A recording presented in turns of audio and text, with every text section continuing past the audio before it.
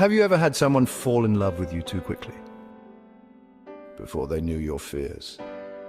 Before they saw the places you break? Before they ever touched the silence you carry beneath your smile? They said you were different, that you felt like fate. They looked at you like they'd waited their whole life for someone like you. And maybe for a while, you believed them. Because when someone worships you like a miracle, it's easy to forget you're still just human. But then, without warning, the warmth cools. They begin to pull back, they stop asking questions. Their gaze no longer lingers. Their presence starts to flicker. And you're left wondering, why do people fall so deeply, only to vanish as if none of it mattered? We've been told that love begins when two souls finally meet. But Carl Jung, the Swiss psychoanalyst who studied the unconscious, believed otherwise. He said the meeting of two personalities is like the contact of two chemical substances. If there is any reaction, both are transformed. But not all transformations are real. Sometimes what ignites between people is not recognition, but projection. Because most people don't fall in love with who you are. They fall in love with what they awaken in themselves the moment they're around you. With the version of their story you seem to complete. With the illusion that maybe, just maybe, being close to you means becoming someone new, someone whole. That's why it feels so intense. They're not seeing you. They're seeing the person they could finally become, reflected in your calm, your mystery, your spark. Love often begins not with truth, but with a mirror. You hold it up, unintentionally, and they fall in love with the reflection. But mirrors don't last. Not when you begin to speak your truth. Not when your mess rises to the surface. Not when you show them that your soul wasn't built to save theirs. That's when the love starts to crack. And they don't know how to look at you anymore. Because the mirror has shifted. And they no longer see themselves the way they want to. There are only 4 real reasons people fall in love with you. And none of them are what they tell you. This is the beginning. And the first reason is the ache to be made whole. Let's begin there.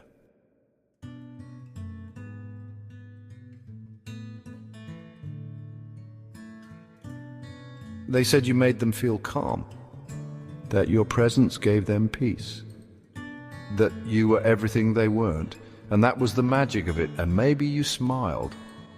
Maybe you thought, finally, someone who sees me. But they didn't see you. They saw the space they've never been able to inhabit within themselves. This is the first reason people fall in love with you. Not because of who you are, but because of what you represent. Carl Jung believed the human psyche is built for integration. That inside every person is a deep longing to balance the parts of themselves they've left behind. So when someone meets you, and you embody what they lack, something ancient stirs. It's not chemistry, it's compensation. They're not falling in love with your soul. They're falling in love with the relief they feel in your presence. There's a story from a sunlit coastal town where Nari, a quiet librarian, met Ruel, a traveling storyteller with music in his hands and no watch on his wrist. He sang without shame. He wandered without worry. She studied him from behind the counter for weeks. He watched her return books in silence. When they finally spoke, it felt electric. She steadied him. He woke her up. It felt like balance, like the meeting of day and night. But what they didn't know is that balance, when borrowed, always comes at a cost. One evening, Ruel forgot their plans. He had wandered too far into the hills and lost track of time. When he returned, Nari said nothing. She simply looked at him with quiet disappointment. And in that moment, the spell broke. He wasn't her wild answer anymore. She was no longer his sanctuary. Because what they loved in each other was never real. It was relief. People don't fall in love with their opposites. They fall in love with the idea that someone else can carry the traits they fear they'll never develop. And when that idea begins to crumble, so does the love. So if you've ever been left by someone who once called you their anchor, who once said you were the calm in their storm, remember this: they weren't searching for you. They were searching for the part of themselves they were too afraid to become. And when you stopped playing the role, they didn't know how to love you without it. This kind of love is real, but it's fragile because it isn't built on truth, it's built on longing. And longing never holds still.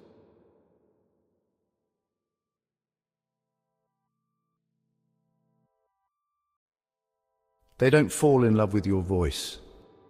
They fall in love with the way your voice sounds in their imagination, with the words they think you'll say, with the version of you they've built, not from experience, but from longing. This is the second reason people fall in love with you. Not because of who you are, but because you match the outline of a dream they've carried quietly for years. Carl Jung called it the anima, or the animus, the internal image of the perfect partner. It's formed in childhood, shaped by stories, parents, pain, and fantasy. It becomes the figure we chase, not in reality, but in the unconscious. And when you arrive and resemble that figure, something ancient stirs. It doesn't feel like meeting someone. It feels like remembering them. But what they're remembering is themselves.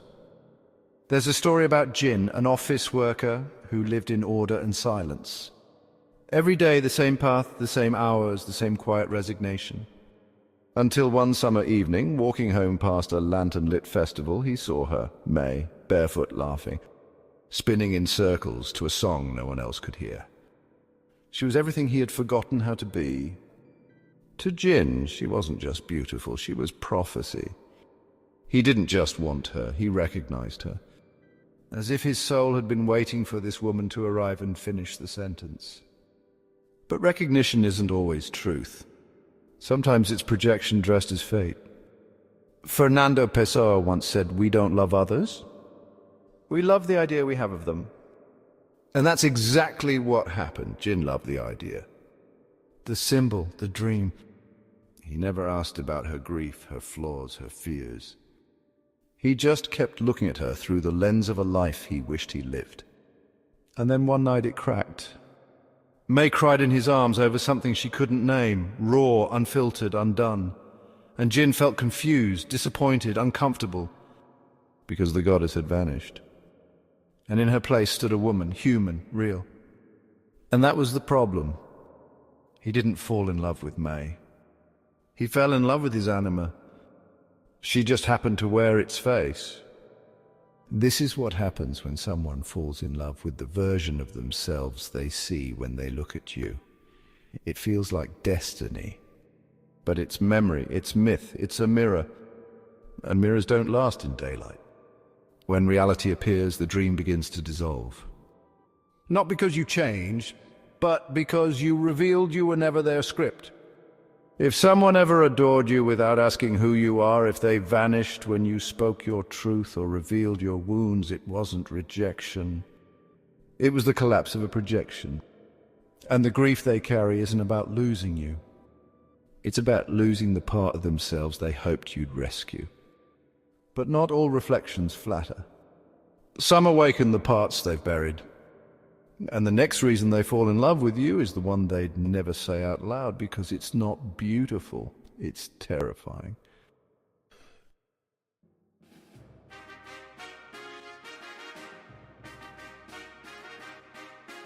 There's a different kind of love. It doesn't feel like safety. It doesn't feel like completion. It feels like danger. Like being pulled towards someone who burns where you've gone cold. We tell ourselves it's chemistry, but Carl Jung had another name for it, the shadow. Everything we reject in ourselves, we bury. Our anger, our fire, our jealousy, our truth, but it never disappears, it waits. And sometimes it walks into the room wearing someone else's face. That's the third reason people fall in love with you. Not because you're their light, but because you carry the traits they've spent a lifetime running from. There's a story about Anir, a man of structure, of self-restraint, of good intentions. He met Celine at a rooftop bar one August evening. She laughed too loud, smoked without apology, said what she meant even when it stung. To Anir, she was chaos and he was obsessed. He said she was bad for him, but he kept showing up. Not because of who she was, but because of what she revealed in him. When Celine danced, he saw the freedom he never claimed. When she challenged him, he felt the fire he'd buried to become acceptable. He wasn't in love with her. He was in love with the version of himself she made it possible to meet. But here's the paradox. What we love in someone else is often what we fear in ourselves. So one night, when Celine snapped back too hard, moved too fast, laughed in the face of his shame, he flinched. He told her she was unstable. He said she was reckless. But what he was really saying was, I can't hold this part of myself. And now that you've shown it to me, I'm scared. People fall in love with you when you reflect their shadow. Not the part they show, but the part they suppress. The wildness, the rage, the appetite, the truth. And when they leave, it's not because they've stopped loving you. It's because they were never ready to love themselves. This kind of love is deep, but it is not safe. It exposes, it strips the mask. It seduces not the ego, but the exile. And once the exile is seen, it cannot be unseen. If someone ever called you too intense, too emotional, too much, they may have been staring into their own reflection. And what scared them wasn't you. It was the part of them you dared to become. Some people run from that, others destroy it. Because loving someone who carries your shadow requires facing the truth you've tried to bury. And not everyone survives that mirror.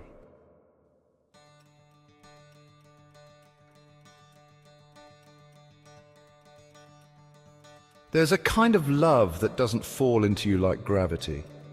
It rises in them like a sunrise they didn't know they were waiting for. It doesn't say you complete me. It says you awaken me.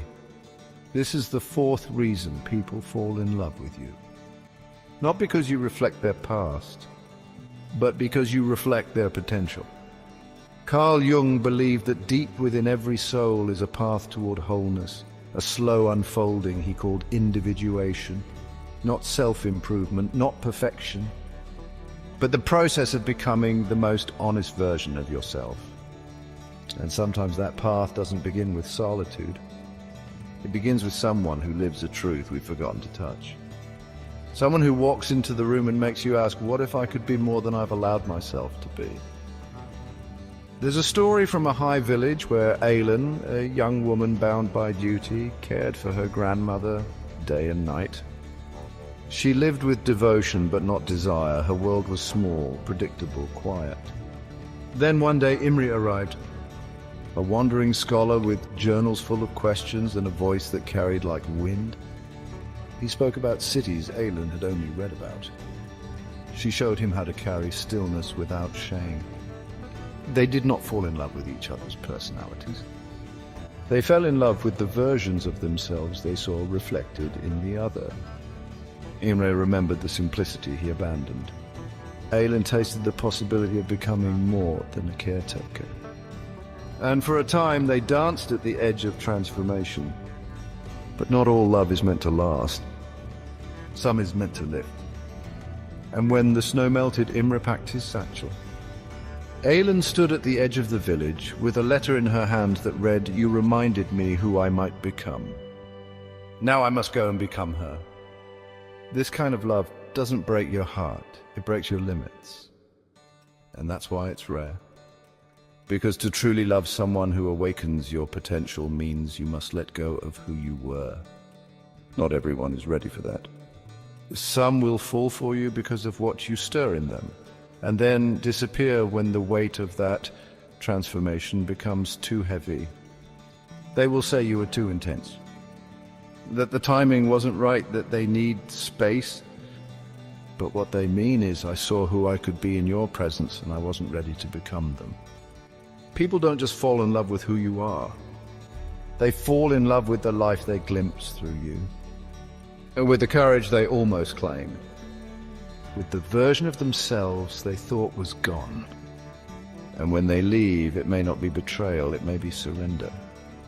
A silent bow to the part of you that awakened a truth they couldn't yet hold. If someone ever thanked you for changing their life and then walked away, know that they weren't lying. You did change them. But sometimes the seed you plant in another person doesn't bloom where you are. It blooms in the space your absence creates. So no, you weren't abandoned. You were the catalyst. And that kind of love isn't incomplete, it's sacred.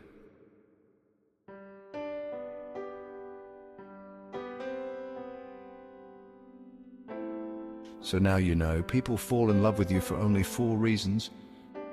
And not one of them is who you truly are, not at first.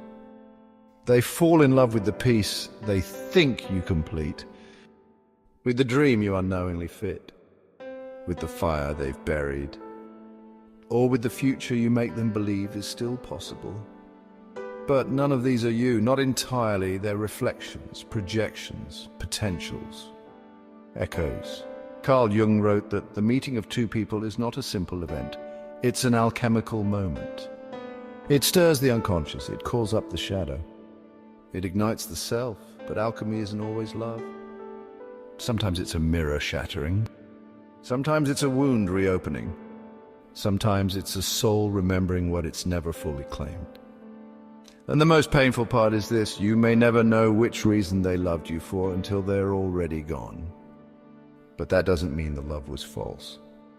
It means it was incomplete. We want to be seen, not just adored, not just wanted. Seen. But most people love the version of you that makes them feel a certain way. Safe, free, desired, brave.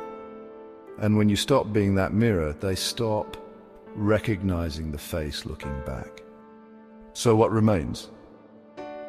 After the projection fades, after the story collapses, after the goodbye that made no sense, what are you left with?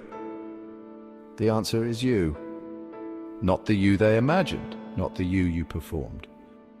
Just you, and that's not a loss. That's a beginning, because when the mirror cracks, what's left is the chance to love yourself without illusion. To stop chasing reflections and start honoring reality. You are not a fantasy, you are not a missing piece. You are not a dream, you are a person, a soul, an unfolding. And the ones who stay, when the myth fades, when the shadow rises, when the story ends, they are not in love with what you represent. They are in love with your presence. So now I'll ask you, which reason do you think people have fallen in love with you for? And which one do you still carry even after they've gone? Tell me in the comments, because someone out there is waiting to feel seen too. And if this opens something in you, share it. Because love begins again when we stop searching for the one who saves us and start becoming the one who sees us. And if they ever loved you, even in pieces, that love was still a bridge. But you were always the destination.